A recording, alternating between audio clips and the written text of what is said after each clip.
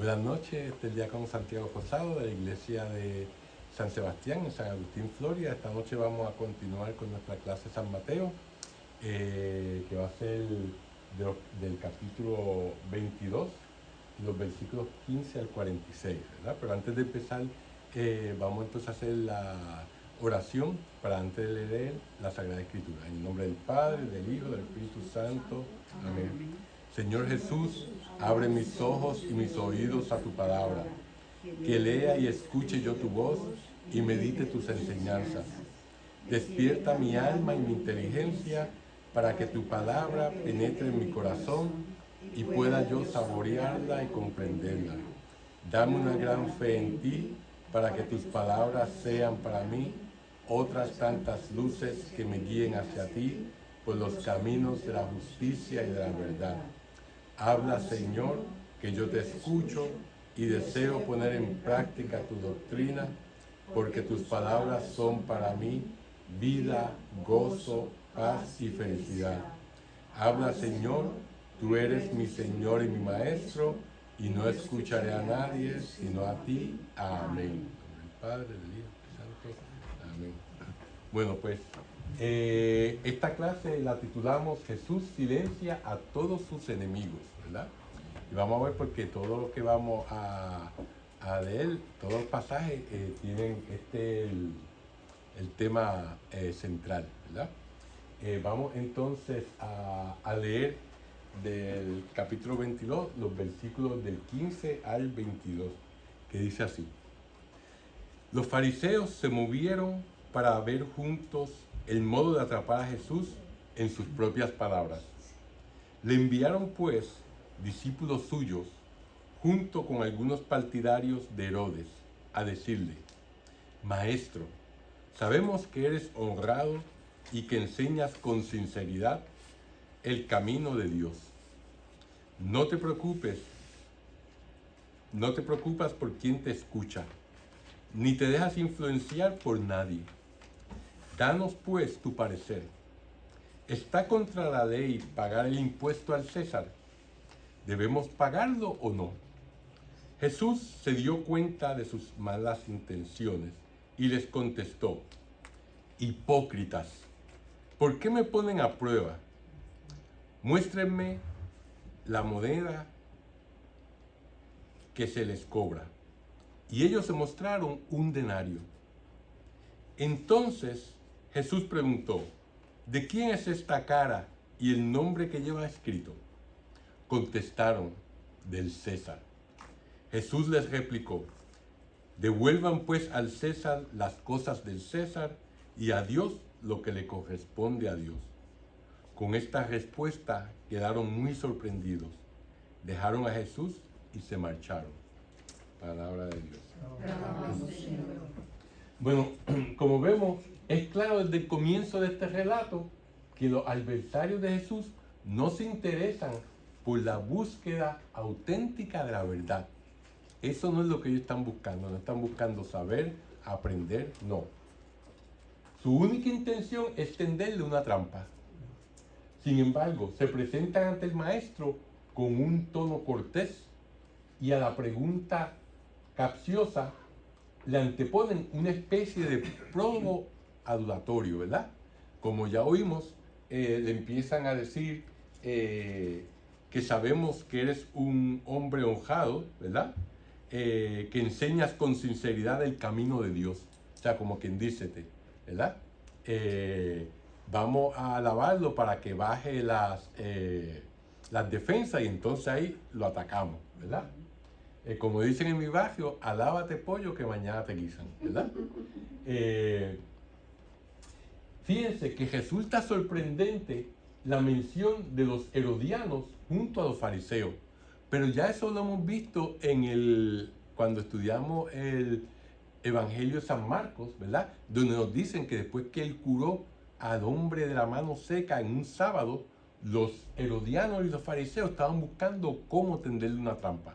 O sea que ya Marcos nos está diciendo que ya ellos estaban juntos, ¿verdad? Y aquí entonces vemos que están ambos juntos, los fariseos y los herodianos, que no eran amigos, eran enemigos, ¿verdad? Pero vamos a ver. Los partidarios de Herodes Antipas formaban el reducido grupo de los judíos adictos a la dinastía herodiana, ¿verdad? Que la empezó, ¿quién? Herodes el Grande, el papá de Herodes Antipas, ¿verdad? Con esta dinastía de origen extranjero, porque él no era israelita, Herodes el Grande, ¿verdad? Era de Edom, era edomita, ¿verdad? Y siempre habían tratado de mantener buenas relaciones con el poder imperial, o sea, con los romanos. Cabe suponer que sus secuaces aceptaban el pago del tributo, ¿verdad? Porque estaban ahí, siempre eran amigos de los romanos, porque querían el poder, ¿verdad? Y obviamente pues los romanos eran los que estaban en el poder. Aunque los herodianos estaban por lo general en Galilea, porque Herodes era tetrarca, ¿verdad? Por lo tanto estaba en el área de Galilea, era donde tenía poder. Podrían haber subido a Jerusalén para la celebración de la Pascua. Y esta suposición la podemos afianzar si leemos el Evangelio de San Lucas, ¿verdad? El capítulo 23, donde cuando llevaron a Jesús a Pilato, al Pilato darse cuenta de que él era de Galilea, lo envió a Herodes, ¿verdad? Pero no lo envió hasta allá, hasta Galilea, lo envió a Herodes porque Herodes estaba en Jerusalén celebrando las Pascuas, ¿verdad?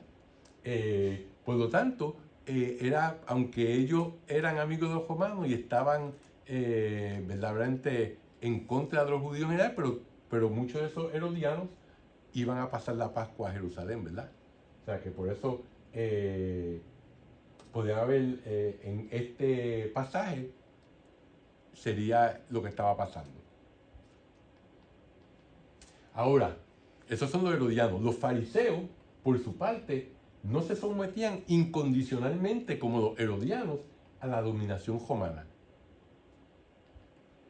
La presencia del dominador pagano, los romanos, profanaba la tierra santa y atentaba contra la soberanía de Dios sobre Israel.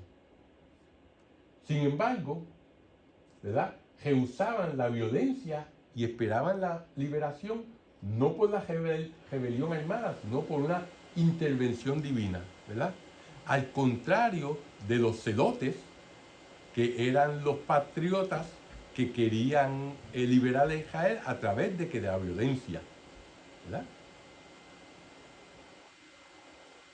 A pesar de estas divergencias, de estas diferencias entre los fariseos y los herodianos, ambos grupos se habían puesto de acuerdo en un punto preciso, que querían que Jesús diera un paso en falso para desacreditarlo ante el pueblo. Como quien dice, el enemigo común de los fariseos y de los herodianos era Jesús. Por lo tanto, pues entonces se unieron en contra de él.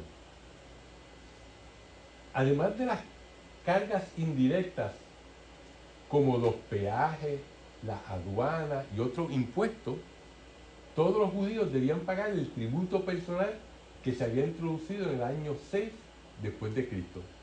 Los ancianos y los niños eran los únicos que estaban exentos a ese impuesto, ¿verdad? Por lo tanto, la pregunta planteaba un tema de actualidad candente para los judíos en aquel entonces.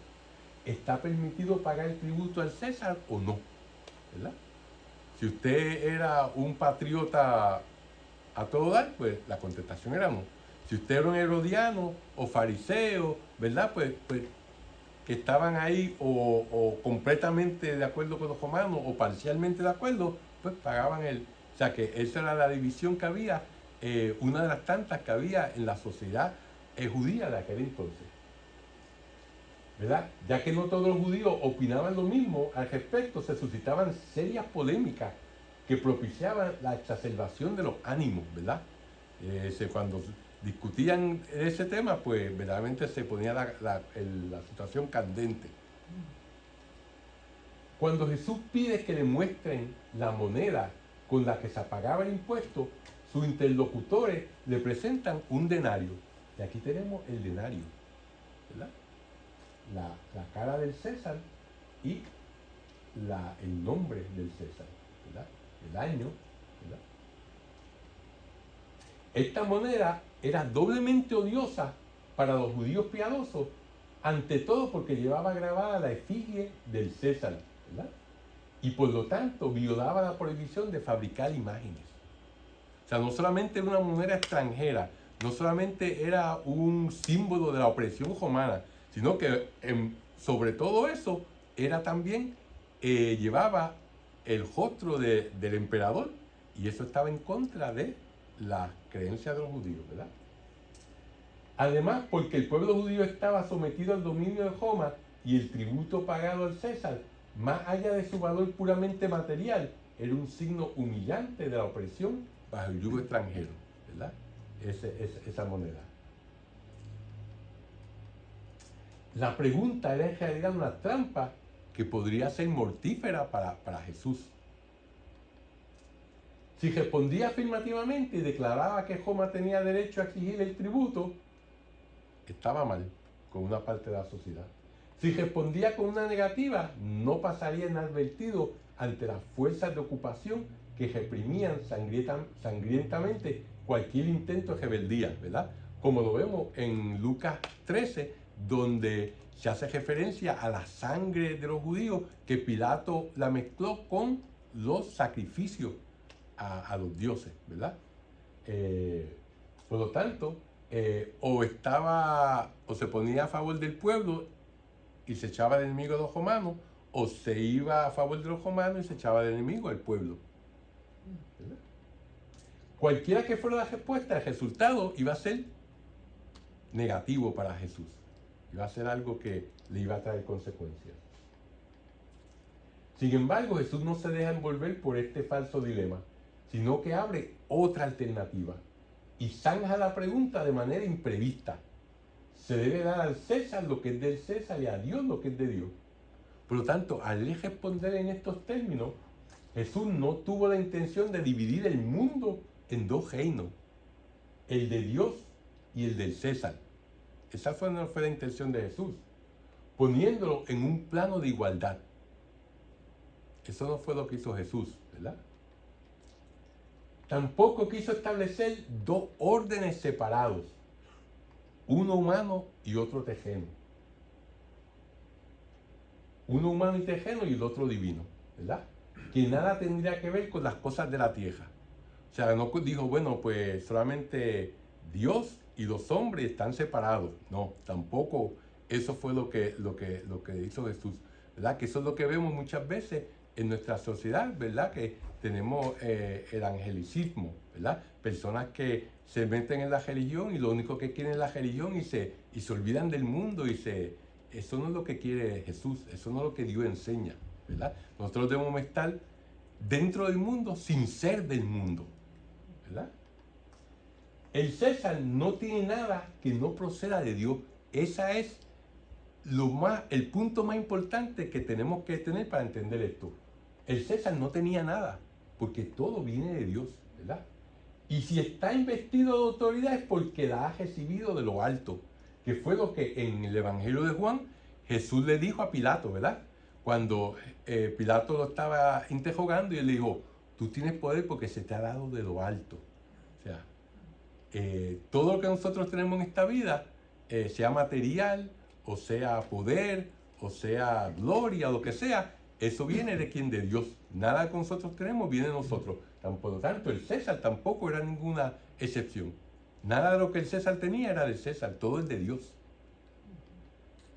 Esta autoridad le confiere el derecho de exigir todo lo necesario para llevar a cabo eficazmente su tarea. O sea que el César, como tiene ese derecho que se le ha dado como gobernante, ¿verdad? Tiene el derecho de exigir lo que necesita para llevar su tarea, exigir un impuesto, ¿verdad?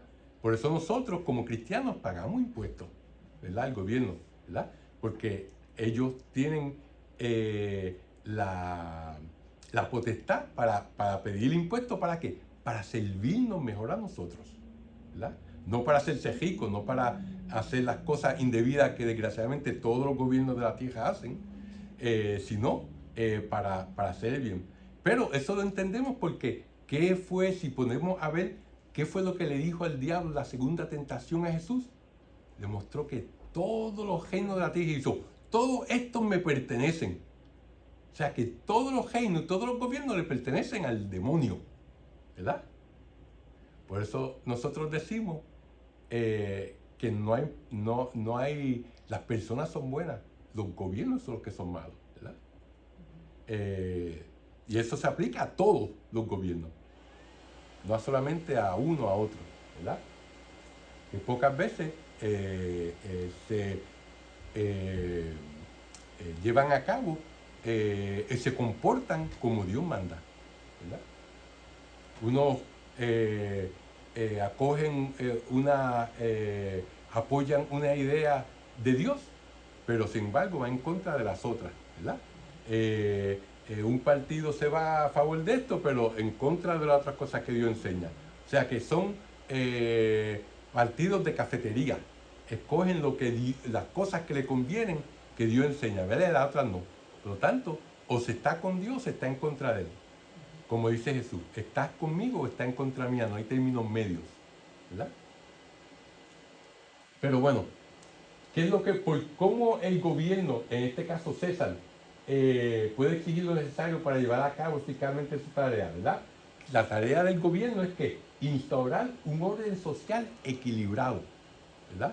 No solamente ayudar a aquellos que se parecen a ellos, que creen como ellos, que viven como ellos, sino a todo el mundo, ¿verdad? Que desgraciadamente no lo vemos así, eso no pasa. Proteger al conjunto de los ciudadanos y promover el bienestar común, ¿verdad? Que eso es parte de las enseñanzas sociales de la Iglesia Católica. Uno de los principios fundamentales, el bienestar común, ¿verdad? Todo lo que se hace debe ir para el bienestar común.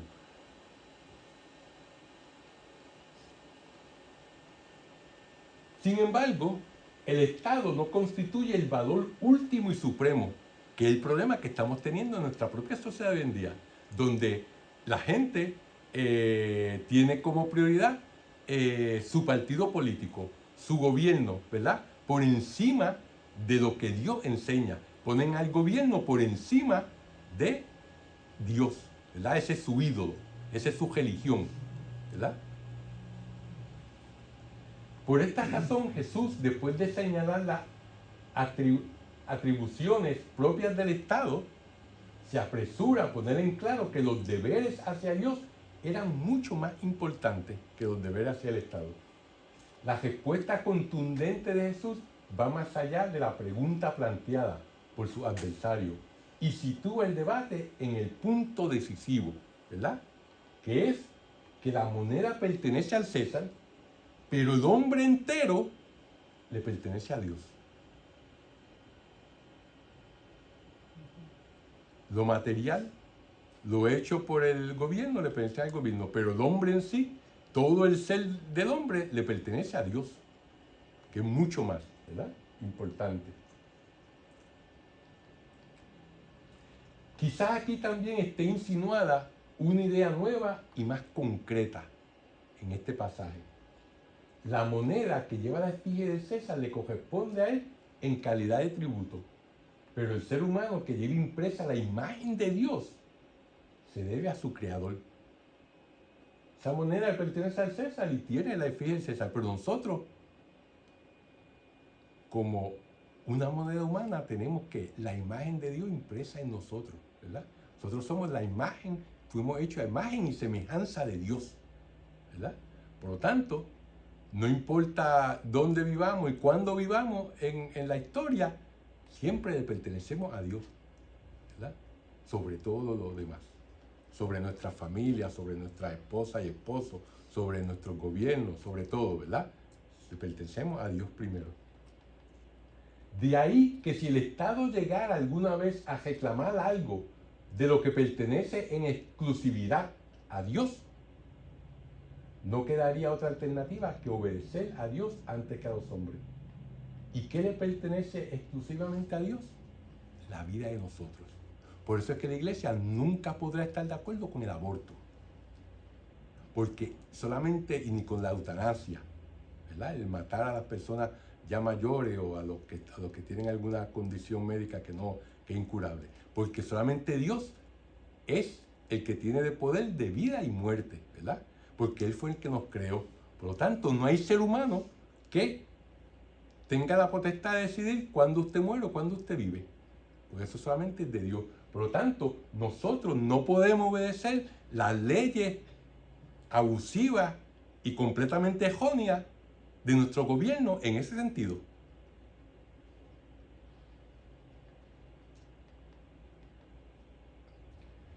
Y con eso llegamos hasta ese pasaje del impuesto debido al César. Vamos entonces a seguir al próximo pasaje, que es del versículo 23 al 33, que dice así. Dice, ese mismo día vinieron a él algunos saduceos. Según ellos, no hay resurrección de los muertos, y por eso mismo le propusieron este caso. Maestro, Moisés dijo que si alguno muere sin tener hijos, el hermano del difunto debe casarse con la viuda para darle un hijo, que será considerado descendiente del difunto. Sucedió que había entre nosotros 7 hermanos. Se casó el mayor y murió, y al no tener hijos dejó su mujer a su hermano. Lo mismo pasó con el segundo y el tercero, hasta el séptimo. Después de todos ellos murió también la mujer. Ahora bien, cuando venga la resurrección de los muertos, ¿cuál de los 7 se quedará con esta mujer si todos la tuvieron? Jesús contestó, ustedes andan muy equivocados. Ustedes no entienden las Escrituras ni el poder de Dios. Primeramente, en la resurrección no se toma mujer ni esposo, sino que son como ángeles en el cielo. En cuanto a saber si hay resurrección de los muertos, ¿no han leído lo que Dios les dijo? Yo soy el Dios de Abraham, el Dios de Isaac y el Dios de Jacob. Él no es un Dios de muertos, sino de vivos. Era mucha la gente que escuchaba a Jesús y estaba asombrada de sus enseñanzas. Palabra de Dios. Alabamos, Señor. Fíjense, los saduceos es otro grupo de la sociedad judía de aquella época. Es el próximo grupo que ataca a Jesús y ellos lo atacarán utilizando la Escritura. Los saduceos eran los sacerdotes, ¿verdad? Los que hacían los sacrificios en el templo. Los fariseos eran los maestros de la ley, ¿verdad? Los herodianos, como ya dijimos, eran los que estaban, los partidarios de Herodes, que estaban con los romanos, cogiditos de mano. Y entonces están los escribas, que eran los que, otro grupo, que eran los que escribían, ¿verdad? Las leyes, escribían las escrituras, hacían las copias de la escritura, ¿verdad?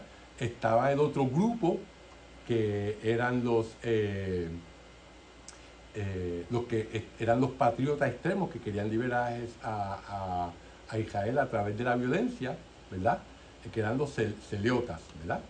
Y entonces había otro grupo que eran los esenes, que eran los que vivían en lo que hoy en día es el Qumran, ¿verdad? Cerca del Mar Muerto, que se retiraban de la sociedad y se dedicaban a leer la escritura, a interpretarla. Ahí fue que se encontraron los manuscritos del Mar Muerto, los papiros del Mar Muerto, ¿verdad? En esa sociedad donde vivían, en esa área donde vivían los esenes. Se creía que Juan el Bautista estuvo viviendo con ellos y por eso pues llevaba esa vida así tan austera, ¿verdad? Que no tomaba vino, que no comía carne, que se alimentaba de la langosta y de miel, ¿verdad? Que se vestía solamente con un traje de piel de camello y un cinturón. O sea que era ahí, como dicen, bien extremista en esos sentidos. Los saduceos obviamente no habían podido reconocer en Jesús al Dios encarnado, la palabra viva de Dios, ¿verdad? Ellos eran fundamentalistas, o sea que solo reconocían palabra por palabra las enseñanzas del Torá. Tampoco reconocían ninguno de los otros libros del Antiguo Testamento. El Antiguo Testamento se llama en hebreo el Tanakh, ¿verdad? Y el Tanakh, que es todo el Antiguo Testamento, está compuesto por el Torá, que son los primeros 5 libros de la Biblia, del Antiguo Testamento, ¿verdad? Que es el Génesis, que es el Éxodo, que es los Números, el Levítico y el Deuteronomio, ¿verdad? Esos eran los únicos que los saduceos aceptaban como inspirados por Dios, ¿verdad? Pero los fariseos y todos los demás judíos aceptaban el Nevín. El Nevín era los escritos de los profetas, ¿verdad? Con el profeta Isaías, Jeremías, Daniel, ¿verdad? Y así por el estilo. Y estaba el Ketubín, que el Ketubín eran los escritos, que eran todos los demás libros, que son los libros históricos, el libro, por ejemplo, de Ruth, el libro de Judith, ¿verdad? Y todos esos libros que no son los proféticos y no son el Torá, pues todo eso, los libros de Samuel 1 y 2, Crónica, pues todo eso estaban ahí en el Ketubín, ¿verdad? Y eso era el canon, ¿verdad? Lo que verdaderamente todos los judíos aceptaban como libros inspirados por Dios, ¿verdad? Pero los saduceos solamente se quedaban con el Torá nada más. No aceptaban ninguno de los otros libros. Los sacerdotes, que eran los saduceos, que no aceptaban otra autoridad fuera de la Escritura, se parece a algunos de nuestros hermanos separados, ¿verdad? Se negaban a ver en la resurrección una enseñanza de la Torá, porque la Torá no hablaba de la resurrección, por lo tanto ellos no creían en la resurrección. Los fariseos y Jesús pueden enseñar la resurrección, ¿verdad? A partir de la Escritura, porque la tradición que interpreta la Escritura es el Torá oral. O sea, los fariseos y Jesús, que también, pues, ellos aceptaban los demás libros, ¿verdad? Y aceptaban la tradición oral, ¿verdad? Que era lo que se enseñaba sobre estos libros del Antiguo Testamento. Porque la tradición oral, la Escritura salen de la tradición oral. O sea, Dios no escribió nada, sino que inspiró, ¿verdad? Y las enseñanzas que ya tenían las personas, pues entonces las pusieron en un momento dado por escrito, ¿verdad? Muchos, por ejemplo, los libros como el Deuteronomio fue escrito ya después que llegaron del destierro a Babilonia, ¿verdad? O sea que antes de eso, pues, todas esas enseñanzas eran orales. Además, la fe de Jesús aparece con claridad en los libros tardíos. Si vemos, por ejemplo, el libro de Daniel, nos dice en el capítulo 12, versículo 2, nos dice aquí, muchos de los que duermen en la región del polvo se despertarán, unos para la vida eterna y otros para el horror y la vergüenza eterna, ¿verdad? O sea que Daniel está hablando claramente de la resurrección.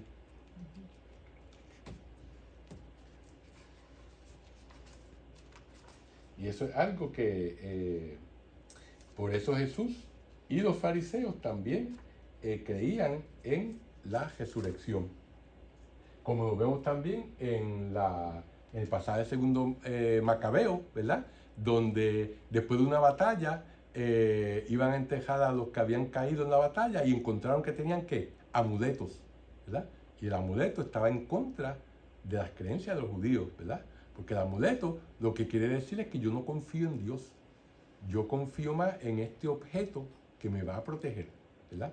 Por lo tanto, habían cometido un pecado, habían muerto en pecado, pero no era un pecado mortal. Por lo tanto, Judas Macabeo recogió dinero y lo envió al templo para que se orara por las almas de esos soldados caídos. O sea, si el soldado iba al infierno, ahí no había oración que valiera, ¿verdad? Por lo tanto, una prueba que los judíos creían en el purgatorio, en un estado donde hay posible purificación después que no se muera en pecado mortal antes de ir a la presencia de Dios, ¿verdad? Por lo tanto, eso es algo que se ven en esos dos pasajes.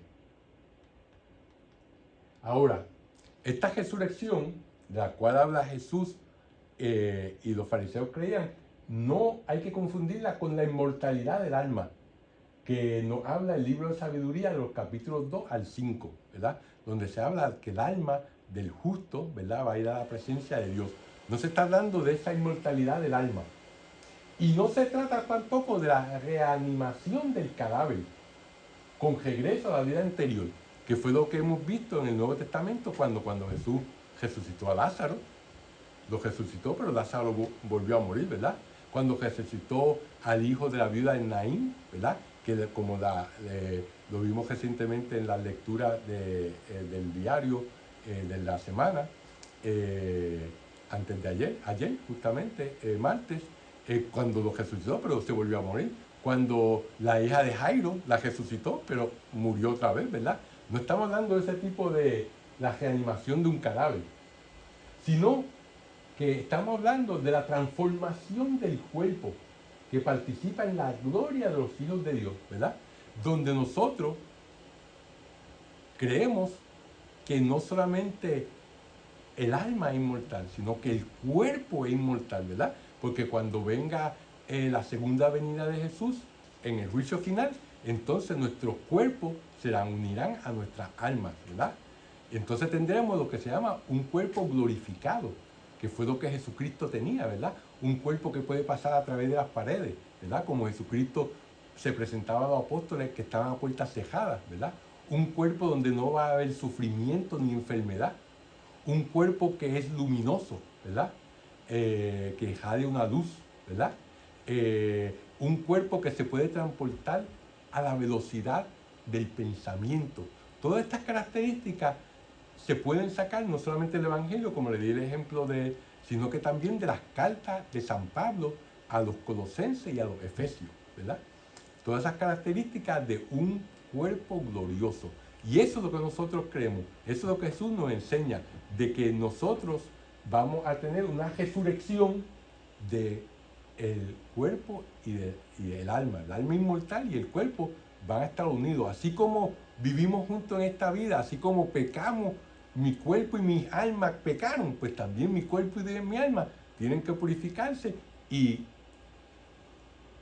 si me lo merezco voy al cielo y si no me lo merezco voy al infierno, en cuerpo y alma.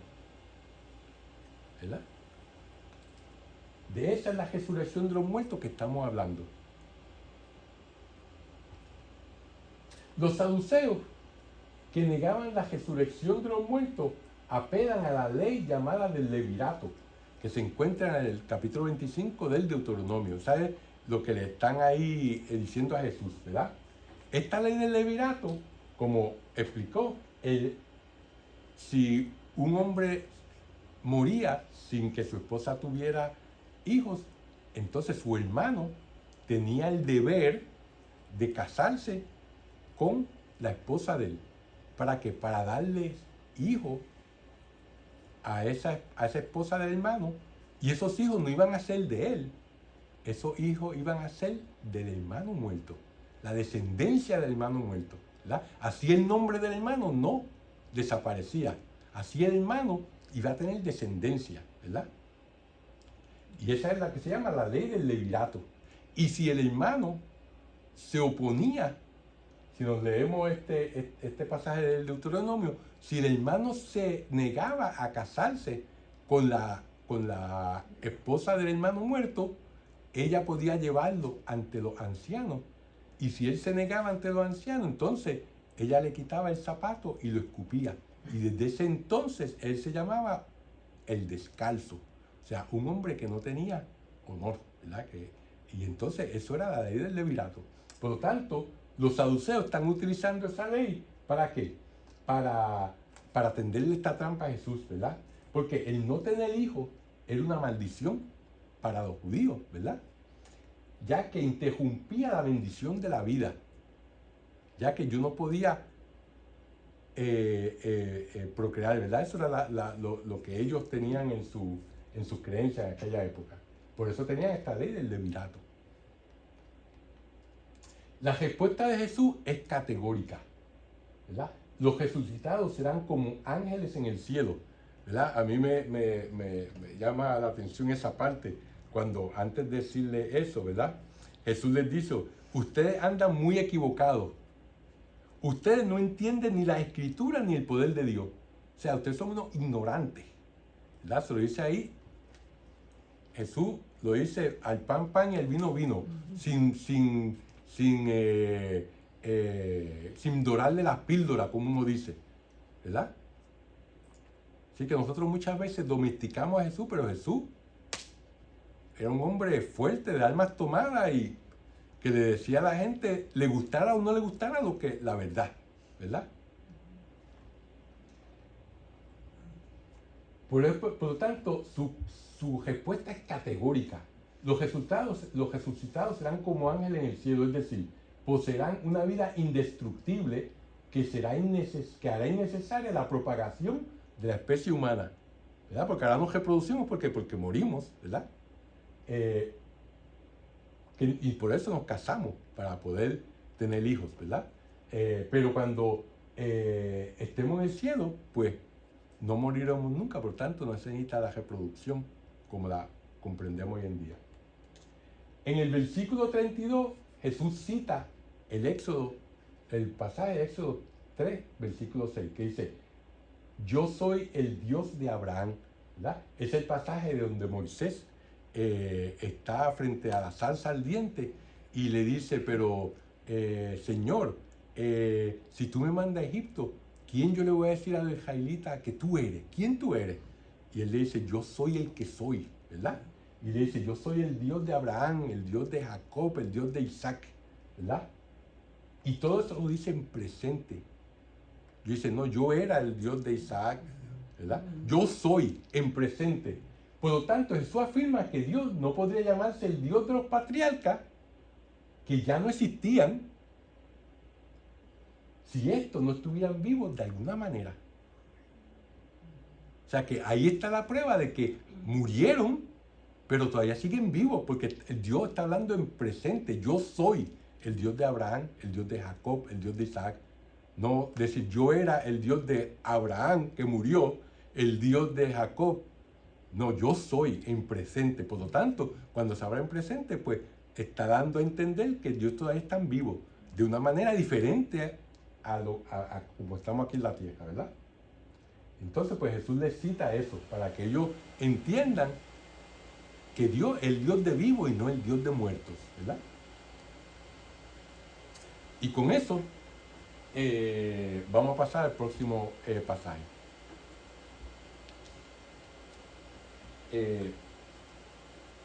El próximo pasaje dice así. Dice, cuando los fariseos supieron que Jesús había hecho callar a los saduceos, o sea, se juntaron en torno a él. Uno de ellos, que era maestro de la ley, trató de ponerlo a prueba con esta pregunta. Maestro, ¿cuál es el mandamiento más importante de la ley? Jesús le dijo, amarás al Señor tu Dios con todo tu corazón, con toda tu alma y con toda tu mente. Este es el gran mandamiento, el primero. Pero hay otro muy parecido, amarás a tu prójimo como a ti mismo. Toda la ley y los profetas se fundamentan en estos dos mandamientos. Palabra de Dios. Fíjense que al comienzo del relato, la referencia a la reunión de los fariseos nos recuerda la conspiración que nos habla los salmos en el Salmo 2, versículo 2, que dice, los reyes de la tierra se sublevan en contra de Yahvé y su ungido, ¿verdad? O sea que ya desde los salmos nos está diciendo que los que están en el poder, los reyes, la gente de poder, en este caso los fariseos, los saduceos, los herodianos, se van a sublevar en contra de Dios y su ungido. Desde el principio queda establecido el clima de confabulación y polémica, ¿verdad? En este pasaje. Mateo refuerza esta impresión al indicar que el doctor de la ley, o sea, alguien que se la sabía toda, ¿verdad?, planteó la pregunta a Jesús para ponerlo a prueba. A pesar de que no especifica en qué sentido la pregunta que se propuso podía ser una prueba, para Jesús podemos suponer que los fariseos pretendían obtener una victoria allí donde habían fracasado los saduceos, ¿verdad? La pregunta que el escriba le hizo a Jesús era una de las que más se discutían entre los maestros de la ley. Esto, en efecto, distinguían en la ley 613 mandamientos, de los cuales 248 eran positivos, algo que usted tiene que hacer, y 365 que prohibían algo que usted no debería de hacer, ¿verdad? Y los clasificaban entre graves o grandes y leves o pequeños, ¿verdad? O sea que era bastante lo que tenían que saber, ¿verdad? De todos esos mandamientos que ellos distinguían que la ley les daba. Esto no es de extrañar, entonces no es de extrañar que muchos sintieran la necesidad de establecer una jerarquía de valores en aquel cúmulo de leyes que tenían. ¿Cuál es la más importante? ¿Cuál es la menos importante? De hecho, ya en el judaísmo contemporáneo de Jesús existían intentos de resumir, de sintetizar la ley. Estos consideraban que la atención al prójimo era un valor esencial y que la mejor manera para agradar a Dios era mediante las obras de caridad. Ya en ese entonces estaban poniendo que eso eran las dos cosas más importantes. En la ley mosaica había dos mandamientos que estaban separados y la respuesta de Jesús los une a estos dos mandamientos. Estos son el amor a Dios, que está en Deuteronomio capítulo 6, versículo 5, y el amor al prójimo, que está en Levítico capítulo 19, versículo 18. El segundo mandamiento es semejante al primero, ¿verdad? Como dice Jesús. La ley y los profetas dependen de estos dos mandamientos. Es decir, que todo lo que enseña y manda la Escritura se basa en estos dos mandamientos. Por lo tanto, el amor es la clave de la ley. Es el principio unificador indispensable que elimina toda posible dispersión, ¿verdad? Por lo tanto, esa es la clave de toda la ley. Es el amor a Dios y el amor al prójimo.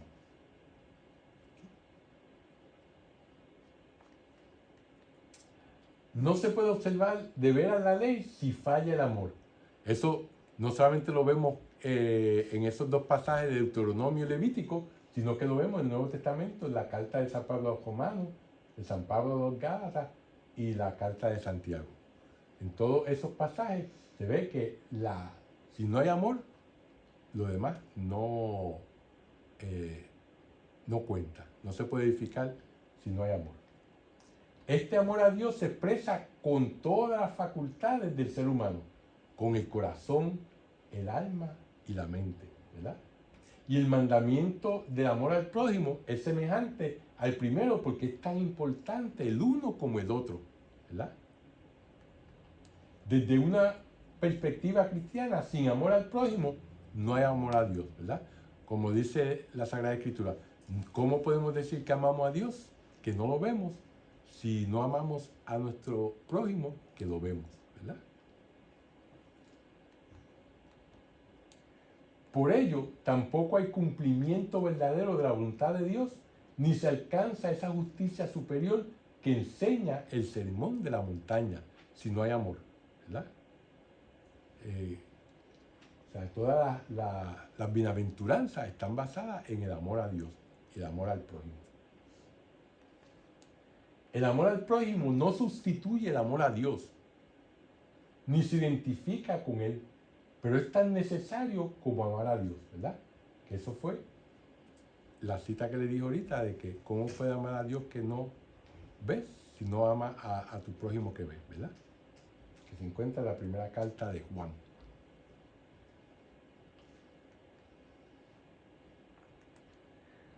Vamos entonces a pasar al próximo pasaje,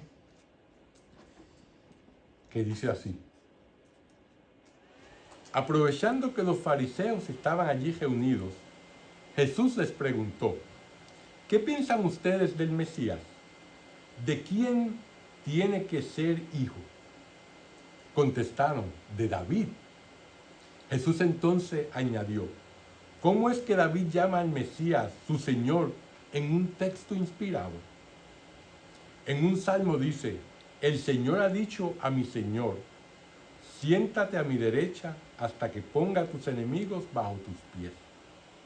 Si David lo llama su Señor, ¿cómo puede ser hijo suyo? Y nadie supo qué contestarle. Desde ese día nadie se atrevió a hacerle más preguntas.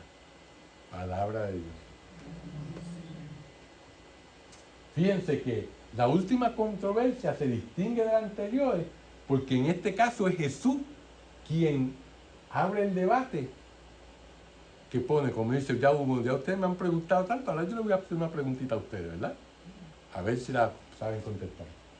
Después de las preguntas insidiosas de los tres relatos anteriores, Jesús pone fin a la disputa cuando él mismo interroga a los fariseos y les pregunta ¿qué piensan acerca del Mesías? ¿De quién es hijo? ¿Verdad? Esta pregunta era fácil de responder porque todos los judíos sabían que el Mesías prometido sería descendiente de David, como lo dice el Evangelio de Juan, ¿verdad? Como lo dice el segundo libro de Samuel, como lo dice los Salmos, como lo dice el profeta Jeremías, como lo dice los Salmos de Salomón. O sea, todas esas citas dicen que el Mesías va a ser hijo de David, ¿verdad? Sin embargo, no sucede lo mismo con el interrogante que les plantea a continuación y que se refiere a la relación entre el Mesías y el hijo de David. Ahí Jesús le pregunta, si David llama Señor al Mesías, ¿cómo puede ser hijo suyo? ¿Verdad? Vamos a desmenuzar esto para entenderlo. Esta pregunta, que hoy nos resulta un poco extraña, se apoya en el texto del Salmo 110, ¿verdad? Donde dice, Salmo 110 o el Septuagino, ¿verdad? Que es la traducción del hebreo al griego. En ese caso el Salmo 109. En este Salmo dice, dijo el Señor a mi Señor, siéntate a mi derecha. Que fue lo que Jesús citó, ¿verdad? En este pasaje la palabra Señor se repite 2 veces, con 2 significados diferentes. La primera vez se refiere a Dios y la segunda al Mesías. Esto, claro está, no lo vemos en la traducción griega, pero sí lo vemos en el original hebreo. ¿Por qué? Porque el porqué de estos 2 significados se explica fácilmente si se tiene en cuenta el texto hebreo, donde literalmente dice, dijo Yahvé a mi Señor. Dijo Dios a mi Señor, ¿verdad? En la traducción del griego dice, dijo mi Señor a mi Señor. ¿Pero por qué dice eso? Bueno, dice porque así queda claro que la palabra Señor, que en griego es Kyros, corresponde a 2 palabras hebreas distintas, ¿verdad? La primera es el tetragrama de YHWH, que es el nombre propio del Dios de Israel. Eso lo que significa en hebreo es yo soy el que soy. Lo que Dios le dijo a Moisés, que era su nombre, ¿verdad? Que los judíos, por miedo a profanarlo, habían dejado de pronunciar y lo sustituían por Adonai, que es Señor. En vez de decir Yahvé, porque verdaderamente yo era no digno de pronunciar el nombre de Dios, pues entonces lo llamaban Adonai, que significa Señor. La segunda palabra es Adoní en hebreo, que significa mi Señor. Este es un término que se utiliza para dirigirse a otras personas en forma respetuosa y cortés, ¿verdad? Como nosotros decimos un día caballero o dama, ¿verdad? Que es un título pues para tratar a una persona con respeto, pues la palabra Adonai es Señor Dios, ¿verdad? Pero Adoní es mi Señor.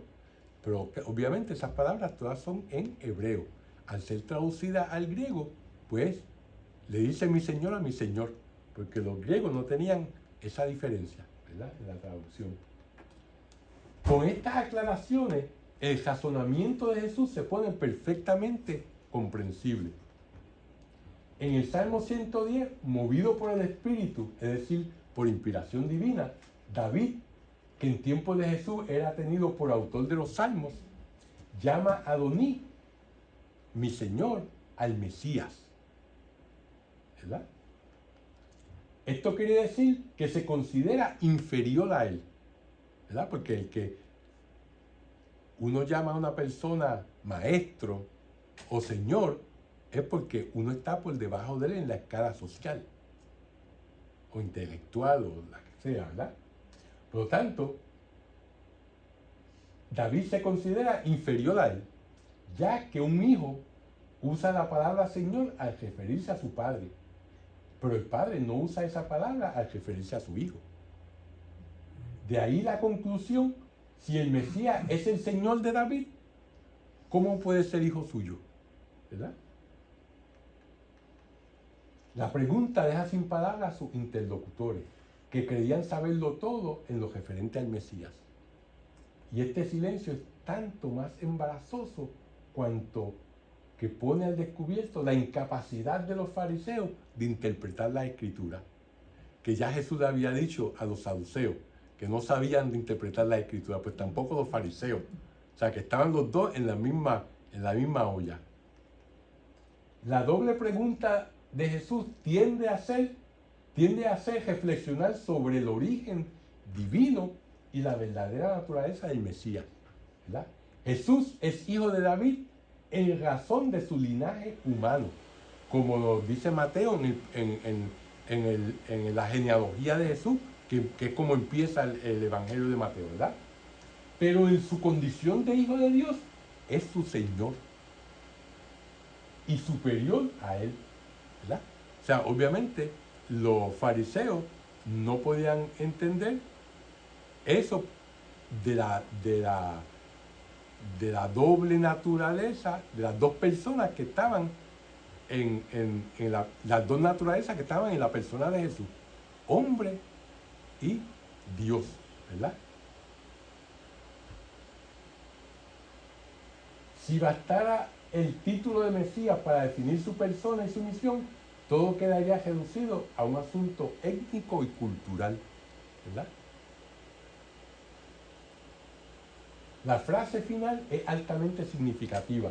Dice, desde aquel momento nadie se atrevió a hacerle más preguntas. Como él dice, les cayó la boca. Con estas palabras terminan las controversias entre Jesús y los jefes de los distintos grupos judíos. De esta forma, el relato evangélico da por concluida una etapa y marca el comienzo de la otra. Con este pasaje, ¿verdad? Y con eso damos por terminada la clase de esta noche. Así que vamos entonces a hacer la oración final. En nombre del Padre, del Hijo y del Espíritu Santo. Dios te salve María, llena eres de gracia, el Señor es contigo, bendita tú eres entre todas las mujeres, y bendito es el fruto de tu vientre Jesús.